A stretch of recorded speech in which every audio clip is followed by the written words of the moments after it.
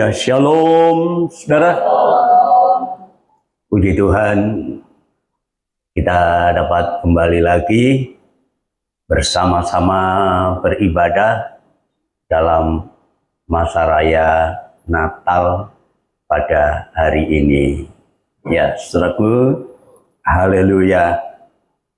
Memang perayaan Natal itu adalah satu momen yang penuh dengan sukacita, mengingatkan kita akan kasih Allah yang begitu besar dan nyata melalui kelahiran Yesus Kristus. Nah, di tengah kemeriahan inilah, saudaraku, Natal itu juga sejatinya adalah untuk merenungkan kembali, ya, merenungkan kembali karya keselamatan yang telah Tuhan berikan kepada kita. Nah, saudaraku, dalam kesempatan hari ini, maka kita akan menggunakan tema di dalam perayaan ini. Natal memberikan damai sejahtera. Jadi, saudaraku, damai sejahtera ini menunjukkan apa ya? Kondisi yang aman, yang tentram, yang tenang. Ya, baik secara fisik kita aman, mungkin kita tidak sakit. Ya, kita nggak loyo. Ya, secara emosional, apa emosional, perasaan ya? Nggak kesel, nggak sedih, yang kemudian berdampak ngamuan. Ya, coba kalau hati ini terganggu, ngamuk enggak? Jadi kalau saudara lihat orang yang sering ngamuk, sering marah-marah, jelas emosinya itu terganggu. Tidak ada damai sejahtera, ya, baik secara rohani, spiritual, ya. Damai sejahtera itu juga menyangkut itu, saudara. Kalau orang yang damai, rohaninya itu akan jauh menjadi lebih baik. Setia beribadah, tidak usah diobrak-obrak, dia datang, ya. Tidak usah diingatkan, dia datang. Jadi ada damai sejahtera juga antara apa ya, relasi, hubungan. Baik hubungan dengan Allah itu suatu yang menyenangkan, maupun hubungan dengan sesama. Ya, kalau damai itu nggak sering tengkar kan? Ayo coba, kalau ada orang tengkar bisa dikatakan damai? Tidak, ya. Nah, saudara, perlu kita pahami bahwa hubungan antara manusia dengan Allah itu pada awalnya damai sejahtera, aman, ya. Terjadi satu keharmonisan. Bayangkan ketika Allah membuat manusia, saudaraku, Allah telah membuat taman. Wah, untuk ditempatkanlah manusia itu di taman, ya, Taman Eden. Nah, kemudian kita lihat di Eden itu, saudara, ada pohon-pohonan. Terutama yang di tengah taman itu ada dua pohon. Pohon kehidupan dan pohon pengetahuan baik dan jahat. Ada dua macam pohon, ya, saudaraku, ya. Nah, kemudian ada sungai. Jadi dalam taman waktu diciptakan oleh Allah itu ada sungai. Memang satu sungai tapi bercabang 4, ya. Nah, keharmonisan itu dinyatakan ketika Allah berfirman kepada manusia, semua pohon di dalam taman ini boleh kamu makan buahnya dengan bebas. Cuma satu saja, pohon yang di tengah-tengah itu, yaitu pohon pengetahuan baik dan jahat, itu jangan dimakan. Sebab pada saat kamu makan, kamu pasti mati. Tapi ternyata manusia itu nggak taat. Nah, ini saudara awalnya damai sejahtera yang Allah kadang-kadang pada waktu angin sejuk ya, angin silir-silir datang ke dalam taman, dia panggil, Adam, di mana kamu? Nah, kemudian mungkin terjadi komunikasi antara Allah dan manusia. Karena apa? Ada damai sejahtera di antaranya. Tapi ternyata kemudian manusia itu mencelakai dirinya sendiri. Ya, dengan cara dia nggak taat, nggak patuh kepada firman Allah. Coba bayangkan kalau kita sebagai orang tua, saudara, terus omongan kita nggak diturut sama anak, kira-kira gimana, saudara? Ayo, jengkel nggak? Tapi di sini Allah itu langsung putus hubungan damai sejahtera dengan manusia. Ya, kenapa? Manusia itu nuruti kehendak setan. Di dalam Kejadian pasal 3 ayat yang ke-8, ketika mereka mendengar bunyi langkah Tuhan Allah yang berjalan-jalan di dalam taman itu pada waktu hari sejuk. Wow, Allah datang dengan suasana yang tenang. Ya, hari sejuk, angin silir-silir, ya. Tapi apa yang terjadi? Bersembunyilah manusia itu dan istrinya terhadap Tuhan Allah di antara pohon-pohon di dalam taman itu. Saudaraku, sejak hubungan antara manusia dengan Allah itu putus, maka terjadilah yang namanya tidak adanya damai sejahtera. Manusia takut bertemu dengan Allah. Manusia malu bertemu dengan Allah. Cemas dan lain sebagainya. Saudara, dan apa yang terjadi ketika Allah kembali mengunjungi manusia dalam pasal 3 ayat yang ke-10 ini? Tetapi Tuhan Allah memanggil manusia itu dan berfirman, Adam, Adam, di mana kamu? Bukan berarti Allah itu tidak tahu, ya. Allah itu maha tahu, saudara. Di mana manusia itu sedang berada. Di manakah kamu? Ia menjawab, ketika aku mendengar bahwa engkau ada di dalam taman ini, aku menjadi takut. Nah, terjadilah perasaan yang berbeda. Aku menjadi takut karena aku telanjang. Sebab itu aku bersembunyi. Jadi waktu manusia pertama diciptakan itu tidak ada namanya baju, saudara. Dan mereka tidak malu. Tapi ketika dosa itu masuk, maka terjadilah satu perubahan.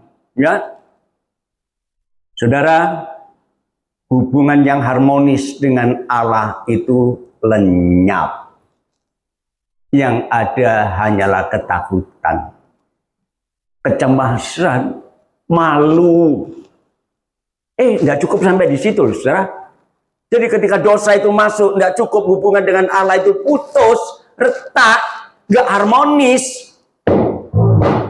Tapi dengan keluarga pun, hubungan itu terjadi masalah. Ya. Di dalam kitab Kejadian pasal 3 ayat 11 dan yang ke-12. Firman-Nya, ketika mereka mengaku bahwa mereka telah telanjang, kemudian firman Tuhan, siapa yang memberitahukan kepadamu kalau engkau telanjang? Siapa? Apakah engkau makan dari buah pohon yang kularang engkau makan itu? Ya. Nah, apa yang terjadi, saudara? Manusia itu menjawab, perempuan yang kau tempatkan di sisiku, dialah yang memberi dari buah pohon itu kepadaku, maka ku makan. Nah, mulai kan menyalahkan Allah. Hubungan yang tidak harmonis terjadi, saling menuduh. perempuan itu yang kau berikan kepadaku. Nah, sekarang pun kalau terjadi masalah kan kita saling tuding ya, suami istri. Ayo, kamu ini gara-gara kamu, gara-gara kamu. Coba sebelum dosa itu masuk, semua terselesaikan karena apa? Ditandai dengan damai sejahtera. Tapi coba sekarang, saudara mungkin juga ada di antara saudara, ndak ono mandeke. Tartur. Ya, ayo, jujur aja. Lu masa kita sebagai orang Kristen tidak menikmati damai sejahtera, itu berarti hubungan saudara dengan Allah itu putus. Terjadilah kasus, terjadilah masalah. Ya, saudara, belum lagi kemudian ketika Hawa ditanya, Hawa, kenapa kamu makan itu? Yang dituduh siapa? Ular. Ular itu yang menipu saya, itu kenapa nggak bertanggung jawab atas dirinya sendiri? Toh Allah berfirman, jangan kamu makan. Jadi kalau dia makan itu berarti salah. Tapi seringkali manusia itu nggak mau mengaku salah ya. Ayo, siapa yang mau ngaku salah? Nanti coba, ada barang sedikit aja. Kenapa kok begini? Oh, itu aku loh, itu loh. Ya, kenapa sih? Nggak harus sadarkan dirinya. Ini akibat dosa, saudaraku ya. Dan karena dosa itu nggak lama-lama lah. Karena keharmonisan dengan Allah itu sudah putus, hubungan itu langsung dilanjut, putus, ya. Dan putusnya tidak enak, saudara ya. Dalam Kejadian pasal 3 ayat 23 sampai 24, lalu Tuhan Allah mengusir manusia itu dari Taman Eden, supaya ia mengusahakan tanah di mana ia diambil. Nah, tadinya diberi kebebasan, kamu boleh makan buah apa saja yang kamu inginkan, ya. Tapi sekarang nggak mungkin bisa menikmati kalau nggak mengusahakan tanah. Ya, saudaraku, manusia diusir. Dikatakan ia menghalau manusia itu, dan di sebelah timur Taman Eden ditempatkannya lah beberapa kerub malaikat dengan pedang yang bernyala-nyala dan menyambar-nyambar untuk menjaga jalan ke pohon kehidupan. Itu Tuhan masih berkemurahan loh, saudara. Coba bayangkan, dia jaga itu taman. Setelah diusir, dijaga dengan malaikat yang membawa pedang yang bernyala-nyala dengan satu tujuan utama, supaya manusia itu tidak makan buah kehidupan. Sebab kalau sampai dia makan, dia nggak bisa mati. Dosa selamanya, tapi nggak bisa mati. Jadi Tuhan itu masih baik nih. Diusir dan dijaga taman itu, supaya manusia tidak berkepanjangan berbuat dosa. Aduh, luar biasa kalau kita perhatikan kasih Tuhan ini, saudaraku ya. Nah, sebelum diusir, kalau saudara tahu, Tuhan sudah memberikan kutuk kepada manusia. Sebelum disuruh pergi, dia berkata kepada Hawa, karena kamu nuruti kata ular ya, dan kamu makan buah pohon itu, maka kamu akan kesakitan nanti waktu mengandung. Nah, coba. Jadi kalau saudara mengandung, rasa sakit itu bukan kebetulan. Ya, tapi memang Allah yang telah mengutuk manusia. Kamu nanti hamil dan dengan rasa sakit, melahirkan dengan kesakitan. Ayo. Makanya kadang-kadang ada yang nggak senang hamil kan? Karena sakit. Nah, saudaraku. Dan kepada Adam, dia berkata, ya, karena kamu nuruti perkataan istrimu, ya, maka kamu tidak boleh lagi makan dari buah yang ada di dalam taman ini. Kan tanah itu terkutuk. Oh, tanah yang dikutuk untung. Tapi manusia juga salah. Ya. Tanah itu terkutuk karena engkau dan dengan susah payah engkau akan mencari rezekimu seumur hidupmu. Ayo coba sekarang, kalau kita malas-malesan, firman Allah mengatakan siapa yang malas tidak patut makan. Jadi harus kerja keras, siang, malam, dan lain sebagainya dengan cara yang bagaimanapun. Kita bekerja untuk mencukupi kebutuhan kita. Dengan berpeluh dan bersusah payah, aku akan makan rezekimu seumur hidupmu. Ya, malah semak duri yang dihasilkan. Sudah kerja setengah mati, yang dihasilkan semak duri. Apa artinya semak duri itu? Mencocok-cocok. Kerja sudah keras-keras, tapi ternyata masih tidak bisa menyenangkan hati, masih bisa sakit, macam-macam terjadi. Apalagi orang nganggur, yang kerja saja kita lihat kadang-kadang hasilnya tidak menyenangkan. Ya, akan berkeringat, engkau akan berpeluh makan rezekimu, dan kemudian engkau akan kembali kepada tanah karena dari sanalah engkau diambil. Dari debu kembali kepada debu. Nah, Allah tidak menciptakan kematian, saudara. Tapi yang menyebabkan kematian adalah manusia yang tidak taat kepada firman Allah. Ya. Jadi kita semua nanti mati, dan itu jangan heran, itu merupakan keharusan. Ya, tinggal giliran saja siapa yang mati dulu. Ya. Saudara, jangan mikir saudara masih muda ya. Beberapa hari yang lalu saya buka WA. Loh, kok ada ucapan bela-sungkawa? Saya lihat, walah teman saya. Padahal dia gagah, dia punya usaha, ya. Tapi mati. Kita nggak tahu. Dari tanah kembali kepada tanah. Ayo, berapa sih harganya tanah segenggam? Sak pikul aja lo murah. Jadi artinya saudara, manusia itu tidak ada artinya sekarang.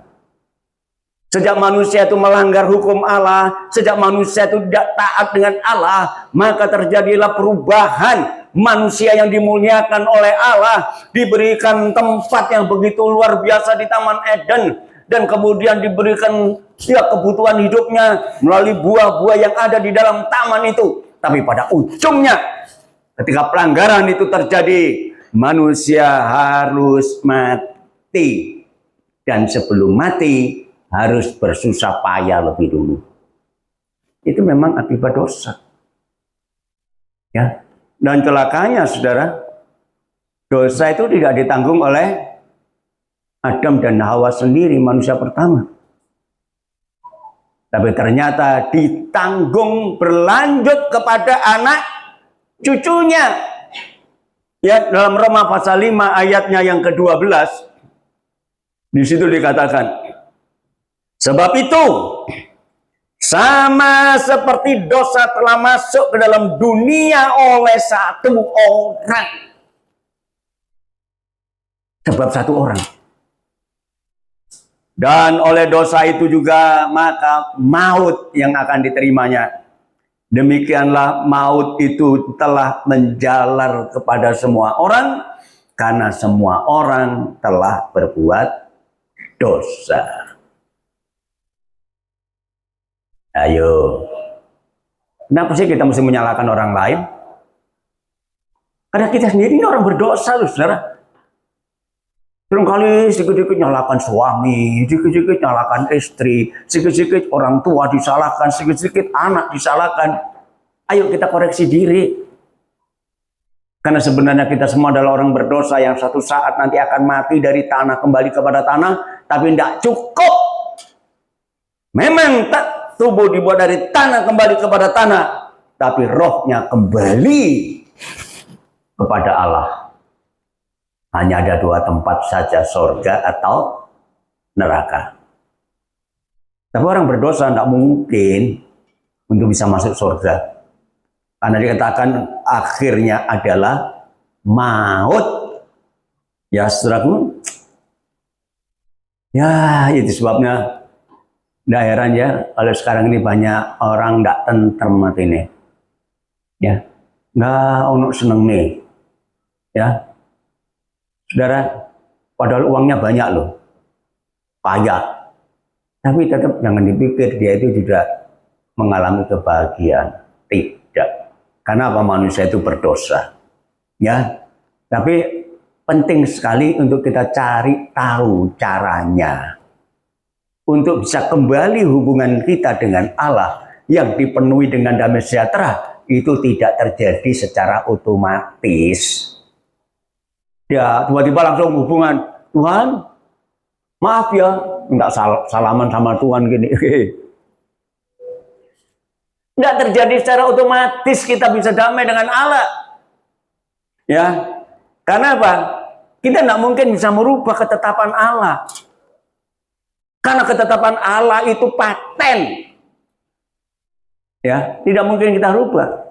Paulus saja pernah berkata, saudaraku, di dalam Roma pasal 7 ayat 24. Aku manusia celaka. Siapakah yang akan melepaskan aku dari tubuh maut ini? Gak ada, saudaraku. Saudara, Paulus itu bukan orang sembarangan. Dia ahli Taurat, dia orang Farisi. Ya. Tapi walaupun bagaimana dia keahliannya, dia sampai menangis. Aku manusia celaka ini. Loh, sadar dirinya bahwa dia adalah manusia celaka. Siapa yang bisa melepaskan aku dari tubuh maut ini? Tetapi untungnya di ayat 25 dia mengatakan syukur kepada Allah. Terima kasih kepada Allah. Kenapa? Oleh karena Yesus Kristus Tuhan kita. Wow, ini saudara. Ya, dia sudah rasanya putus asa soal hidup ini.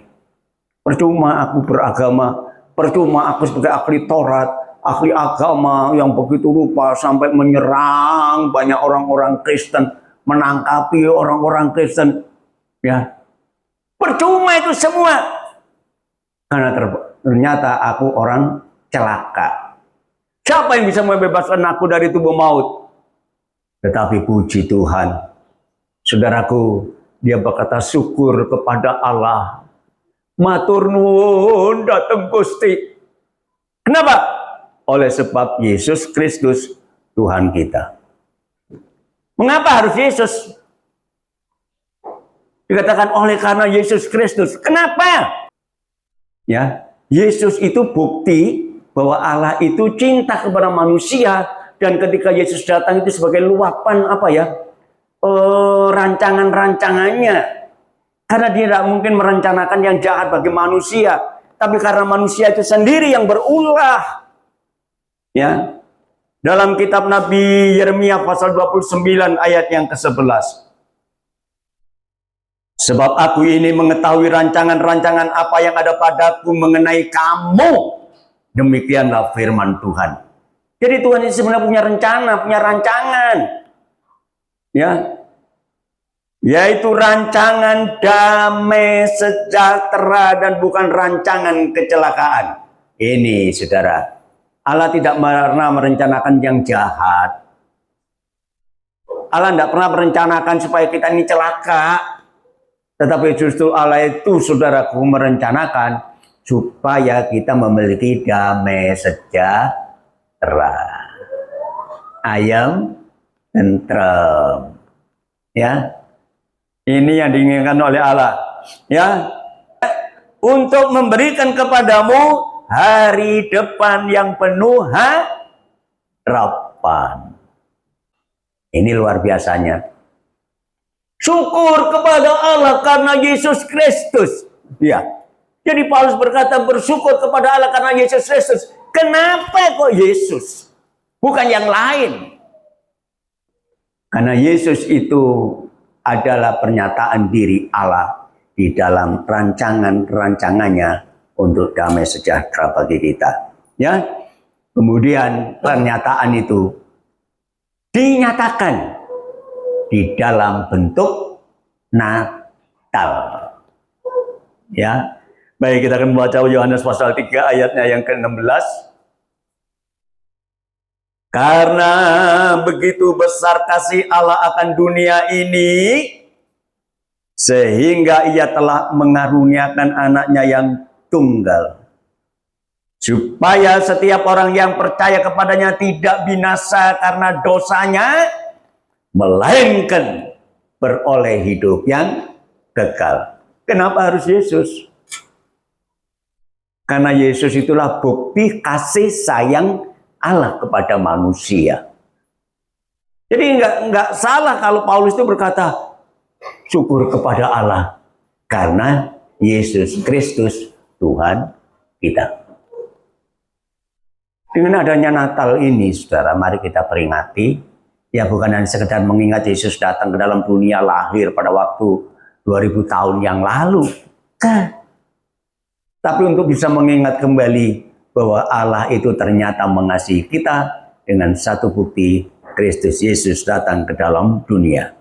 Ya, jadi untuk memperoleh hidup yang kekal. Hidup kekal itu langgeng di surga. Ya, tapi tidak cukup sampai di situ loh, saudaraku. Tidak cukup kita nanti bisa masuk surga saja. Kenapa? Kita masih hidup di dunia. Kita belum masuk surga.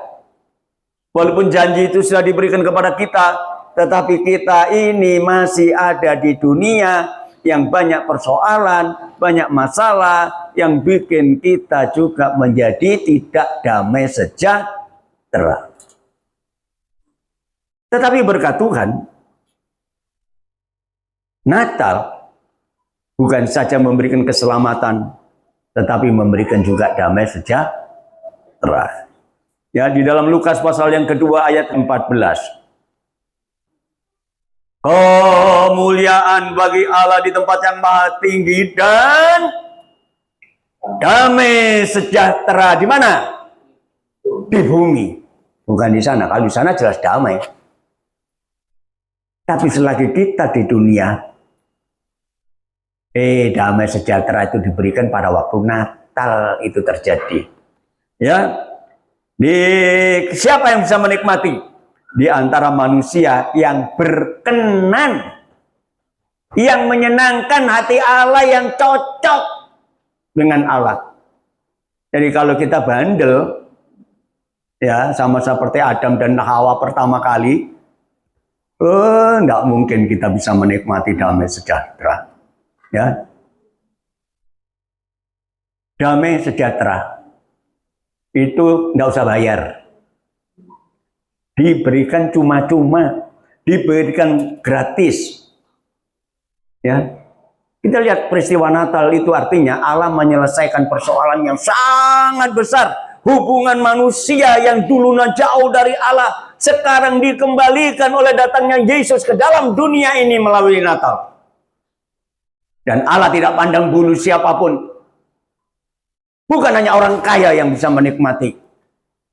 Orang yang hidup sederhana pun bisa menikmati kalau mereka menyambut kehadiran Yesus Kristus.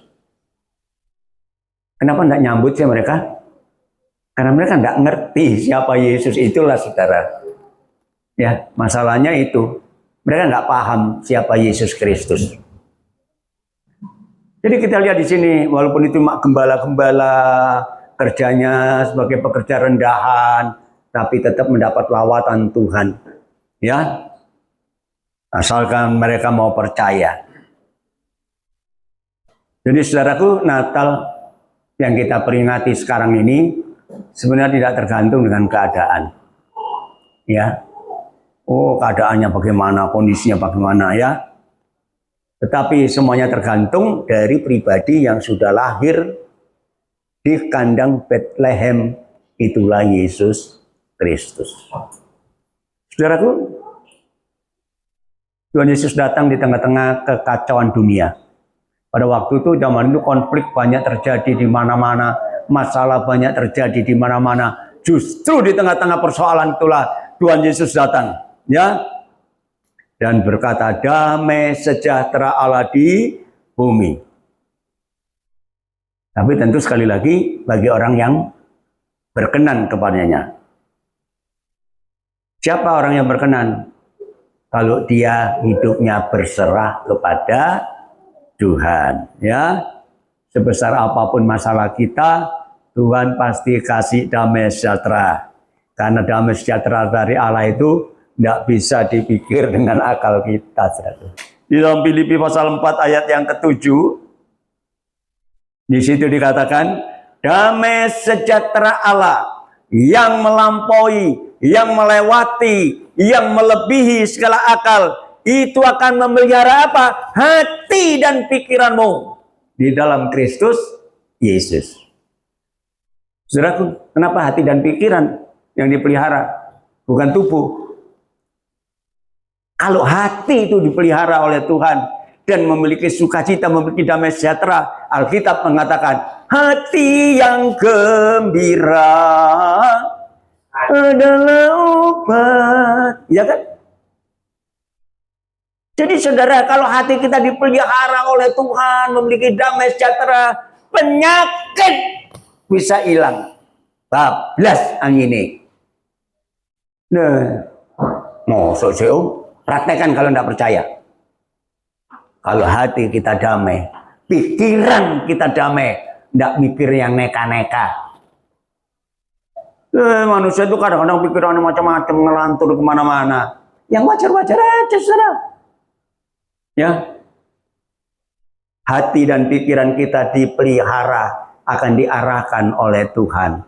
Kalau ada damai sejahtera yang kita miliki, yaitu damai sejahtera yang beda dari yang dari dunia. Ya, karena Tuhan Yesus mengatakan, damai sejahtera yang kuberikan kepadamu itu tidak sama dengan damai sejahtera dari dunia. Kalau dunia ini bisa damai sejahtera karena apa? Uang banyak, hatinya ayam tentrem. Ya kan? Rumahnya besar, hatinya ayam tentrem.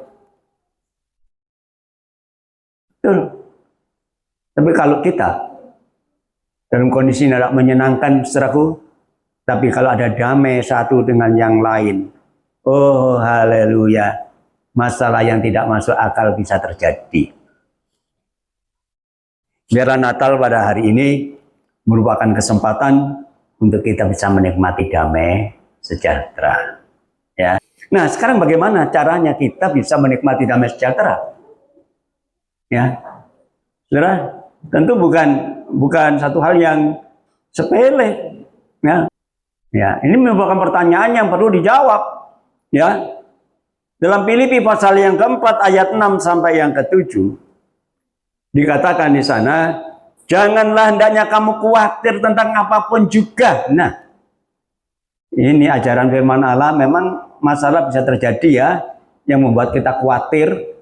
Tetapi janganlah hendaknya kamu khawatir tentang apapun juga, tetapi nyatakanlah dalam segala hal keinginanmu kepada Allah di dalam doa dan permohonan dengan ucapan syukur. Damai sejahtera Allah yang melampaui segala akal akan memelihara hati dan pikiranmu di dalam Kristus Yesus. Saudara, bagaimana kita caranya mendapatkan damai sejahtera? Yang pertama adalah percaya dan berserah. Ya. Tadi dikatakan oleh firman Allah dalam Yohanes 3 ayat 16, supaya barang siapa yang percaya. Ya. Jadi bagaimana kita bisa menikmatinya? Ya, saudaraku, tadi di dalam Filipi dikatakan, nyatakanlah di dalam segala hal keinginanmu kepada Allah. Loh, kok kita bisa sampaikan kepada Allah? Kenapa? Karena kita percaya. Ayo, kalau saudara punya persoalan terus kemudian ceritakan sama saya, serahkan, Om, tolong Om, ini selesaikan Om. Kenapa? Karena saudara percaya kepada saya, karena saya bisa. Ya, jadi kenapa kita harus percaya kepada Allah? Dan dengan bukti apa? Serahkanlah. Ya, dan nyatakanlah itu kepada Allah segala keinginanmu. Nah, ketika kita menyerahkan semuanya kepada Allah, beres, saudara. Ya, seringkali kita bergantung kepada manusia, tapi sebenarnya yang bergantung kepada Allah. Yesaya pasal 9 ayat yang ke-6, sebab seorang anak telah lahir untuk kita. Nah, ini nubuatan tentang kehadiran Yesus Kristus dalam peristiwa Natal. Seorang putra telah diberikan untuk kita. Lambang pemerintahan ada di atas bahunya. Dan namanya disebutkan orang penasehat ajaib, Allah yang perkasa, Bapa yang kekal, Raja damai. Jelas, saudara. Coba gelarnya yang diberikan kepada Yesus Kristus, penasehat ajaib. Jadi kalau kita percaya, pasti nasihat firman Allah itu menjadi bagian dalam hidup kita. Ya, Allah yang perkasa, namanya saja Allah yang perkasa, tidak mungkin bisa dikalahkan. Apapun masalah kita, kalau kita serahkan kepadanya, pasti Tuhan akan tolong. Buka jalan. Bapa yang kekal, dia tidak bisa dikalahkan karena kondisinya yang kekal. Dan satu hal lagi, dia tidak hanya sekedar menolong kita, tetapi dia memberikan damai sejahtera. Saudara percaya. Jadi kuncinya percaya. Dia adalah satu-satunya. Saudaraku, jalan untuk menuju damai sejahtera hanya Tuhan. Sekali lagi bukan uang, bukan mamon. Tapi Tuhanlah jalannya. Dengan menerima Yesus Kristus Tuhan dan Juru Selamat kita, kita dipulihkan hubungan dengan Tuhan, disambung. Ya, karena dalam suratan Petrus dikatakan ketika dia naik, dia tidak sendiri naik, dia membawa kita kembali kepada Allah. Hanya Yesus yang bisa mengembalikan kita. Sebab itu dia berkata, akulah jalan kebenaran dan hidup. Tidak ada seorang pun yang sampai kepada Bapa kalau tidak melalui aku. Jadi untunglah saudara dan saya memiliki Tuhan Yesus. Yang lain masih bingung. Dalam doanya masih minta-minta jalan untuk ditunjukkan jalan untuk memperoleh keselamatan, untuk memperoleh kehidupan. Kita tidak perlu minta jalan karena jalannya sudah ada, yaitu Yesus Kristus. Ya, saudara, maka dengan menerima Yesus Kristus, maka Roh Kudus akan dianugerahkan kepada kita sehingga kita memiliki damai sejahtera. Nah, di dalam Roma pasal yang ke-14 ayat yang ke-17, sebab kerajaan Allah bukanlah soal makanan dan minuman, tetapi soal kebenaran, soal damai sejahtera, dan sukacita yang dikerjakan oleh Roh Kudus. Sangat luar biasa. Jadi saudaraku, Tuhan memberikan damai sejahtera. Bukan soal makan dan minuman, bukan.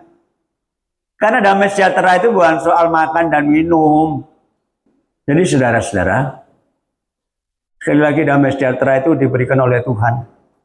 Dan damai sejahtera itu bukan wujudnya masalah-masalah jasmani, tetapi masalah rohani. Ya. Jadi damai sejahtera itulah yang akan menjaga hati dan pikiran kita. Ya, sehingga kita memiliki kepastian dalam menghadapi kesulitan apapun, kita hadapi dengan damai sejahtera.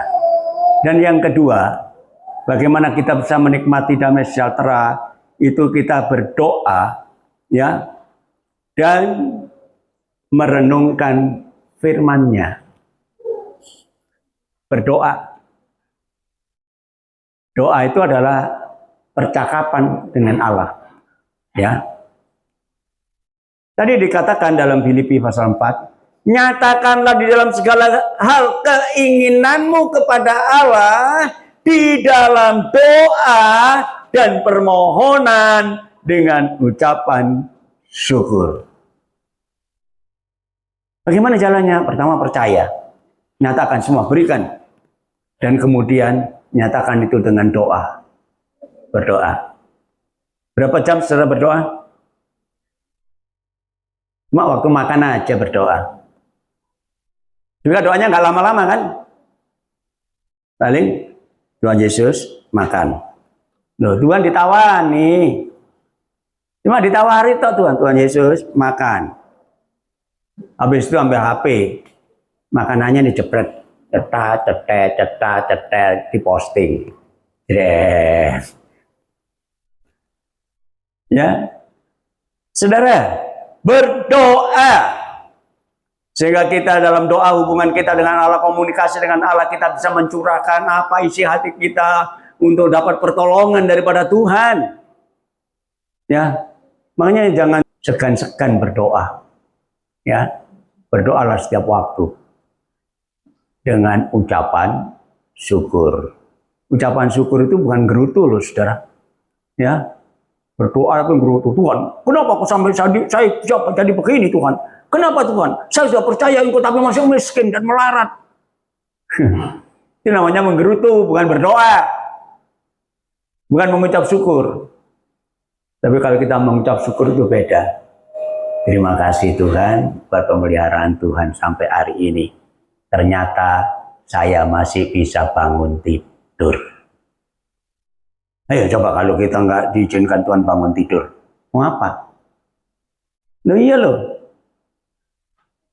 Saya begitu melek, terima kasih Tuhan.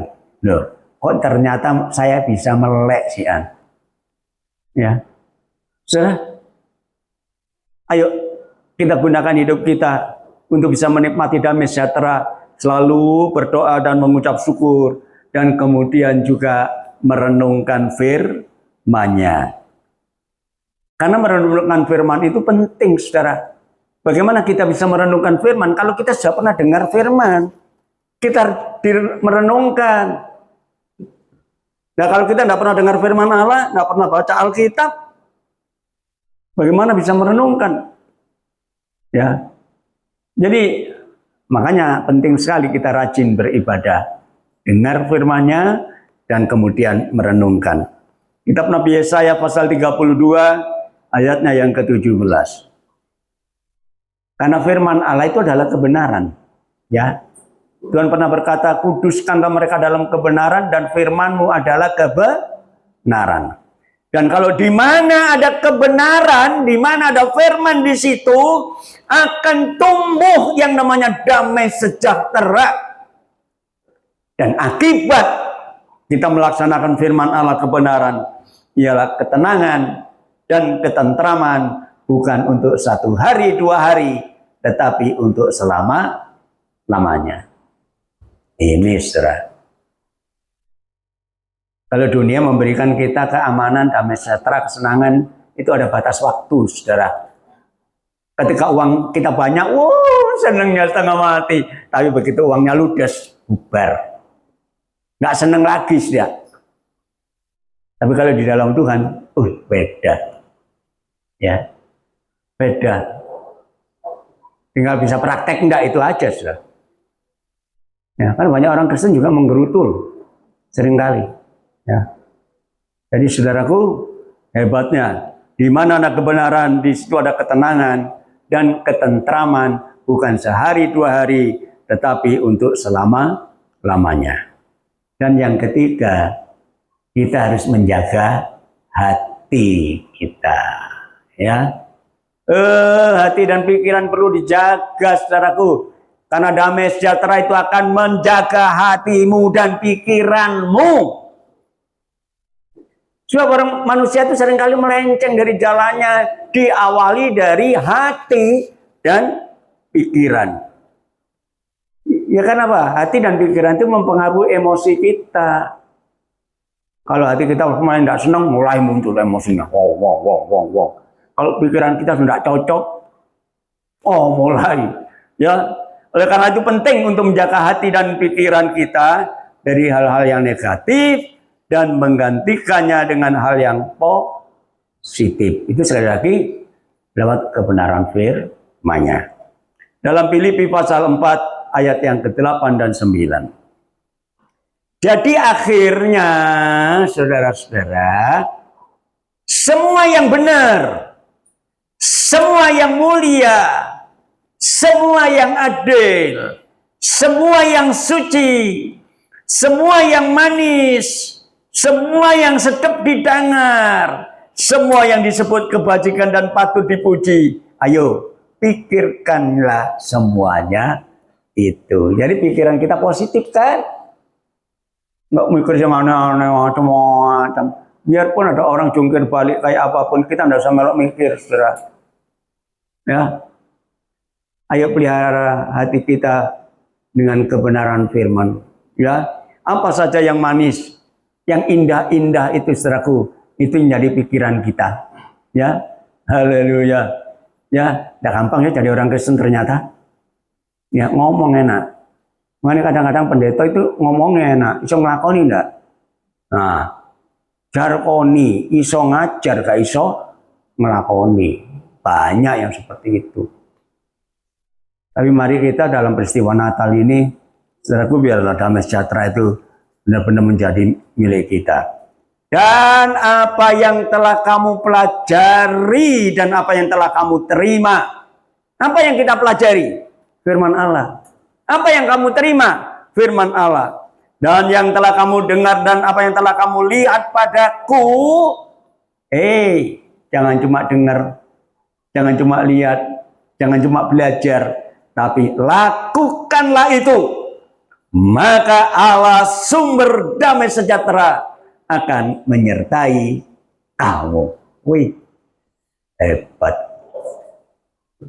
Kalau kita mikirkan yang manis-manis, saudara ya, nggak bisa mikir macam-macam lah. Kadang-kadang kita mikir suami kita jauh begitu rupa, mikir istri kita jauh begitu rupa, tapi yang negatif-negatif. Ya, ayo pikirkan yang positif.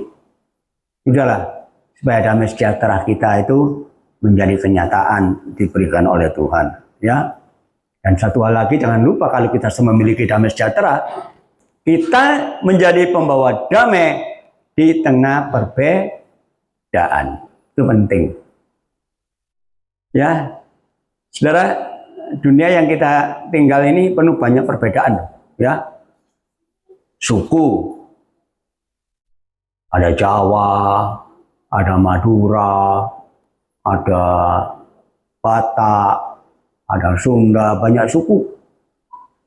Ya, berbeda-beda dan budayanya juga berbeda, agamanya berbeda, bahkan pandangan politiknya juga berbeda. Kita hidup di dunia ini serba ragam, ya. Nah, kemudian seringkali dengan perbedaan itu terjadi konflik, terjadi masalah, ya. Tetapi kalau kita ingin menikmati damai, hanya dari Allah saja. Nah, itulah sebabnya mereka-mereka yang penuh dengan konflik itu perlu mendapatkan damai sejahtera. Dan bagaimana caranya mereka bisa mendengar damai sejahtera? Kita yang sudah memiliki damai sejahtera itu, kitalah yang menjadi pemberita damai sejahtera. Ya, dalam Matius pasal yang ke-5 ayat yang ke-9 di situ dikatakan, berbahagialah orang yang membawa damai, karena mereka akan disebut anak-anak Allah. Loh, kita ini Allah loh, saudara. Barang siapa yang menerima dia, diberi hak untuk menjadi anak-anak Allah. Tapi sebagai anak Allah, maka tanggung jawab kita memberikan damai sejahtera, memberitakan damai sejahtera kepada mereka-mereka yang membutuhkan damai sejahtera. Ya, Lukas pasal 2 ayat 15 sampai 18. Kembali kepada peristiwa gembala-gembala itu, ya. Setelah malaikat-malaikat itu meninggalkan gembala-gembala itu dan kembali ke sorga, maka gembala-gembala itu berkata seorang kepada yang lain, ayo, mari kita pergi ke Bethlehem dan melihat apa yang terjadi di sana seperti yang diberitakan Tuhan kepada kita. Dia ingin buktinya. Dan kemudian mereka cepat-cepat berangkat dan menjumpai Maria dan Yusuf dan bayi itu yang sedang berbaring di dalam palungan. Dan ketika mereka melihatnya, kemudian mereka mulai bercerita, memberitahukan apa yang telah dikatakan kepada mereka tentang anak itu. Nah, saudaraku, Gembala-gembala ini tidak diam saja, datang cuma melihat Yesus. Dia sudah menikmati damai ketika malaikat datang kepadanya. Tetapi sekarang dia datang kepada mereka-mereka yang berada di lingkungan waktu itu Yesus lahir. Diceritakanlah, diberitakannya.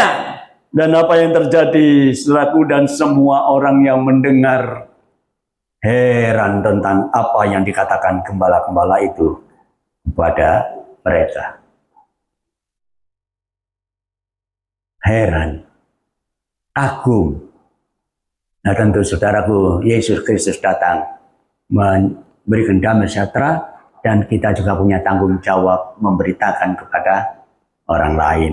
Ya, saudaraku, mari dalam masalah Natal ini kita tidak hanya sekedar memperingati, tetapi kita belajar makna dari Natal, bahwa damai sejahtera itu diberikan kepada kita, tetapi juga kita bagikan kepada orang lain. Mungkin ada keluarga kita yang belum percaya Tuhan, tidak menikmati damai sejahtera, tapi inilah tanggung jawab kita. Ya, dalam Yohanes pasal yang ke-20 ayat 19 sampai 21. Ketika hari sudah malam pada hari pertama minggu itu, berkumpullah murid-murid Yesus di suatu tempat dengan pintu-pintu terkunci karena mereka takut kepada orang Yahudi. Di tengah-tengah ketakutan murid-muridnya karena Tuhan Yesus ditangkap, Tuhan Yesus sudah disalibkan, Tuhan Yesus sudah mati. Mereka ketakutan karena pemimpinnya sudah dibunuh. Ya. Pada waktu itulah datang Yesus dan berdiri di tengah-tengah mereka dan berkata, "Hei, jangan takut. Damai sejahtera bagi kamu." Tuhan datang memberikan damai sejahtera. Jadi seluruh kehadiran Tuhan itu adalah memberikan kita kesempatan untuk bisa menikmati damai sejahtera. Ya. Dan sesudah berkata demikian, ia menunjukkan tangannya dan lambungnya kepada mereka sebagai bukti bahwa dia bangkit. Murid-murid itu bersukacita ketika mereka melihat Tuhan. Tapi maka kata Yesus sekali lagi, damai sejahtera bagi kamu. Sama seperti Bapa mengutus aku, demikian juga sekarang aku mengutus kamu. Nah ini, mengutus apa? Mengutus memberitakan damai sejahtera kepada siapa? Mereka yang belum pernah mendengar damai sejahtera. Dan damai sejahtera itu hanya bisa dimiliki ketika Yesus mereka terima sebagai juru selamat. Kita sudah tahu kuncinya loh saudara. Ya. Jangan sampai kita menyalahgunakan waktu kita. Orang lain banyak yang belum kenal Tuhan Yesus. Kita sudah, tapi bisakah kita menikmati dampak daripada Natal ini? Damai sejahtera yang diberikan kepada kita. Ya, 2 Tesalonika pasal 3 ayat 16. Dan ia, Tuhan damai sejahtera, kiranya mengaruniakan damai sejahteranya tidak sehari 2 hari, tetapi terus menerus di dalam menghadapi segala hal. Menghadapi apapun, Tuhan tetap memberikan damai sejahtera kepada kamu. Tuhan menyertai kamu sekalian. Ini di mana Tuhan beserta dengan kita, maka damai sejahtera itu menjadi bagian dalam hidup kita.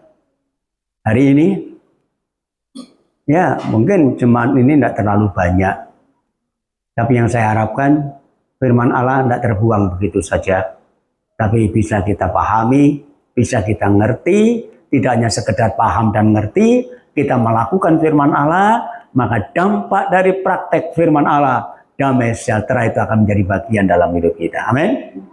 Haleluya. Tuhan memberkati kita semua.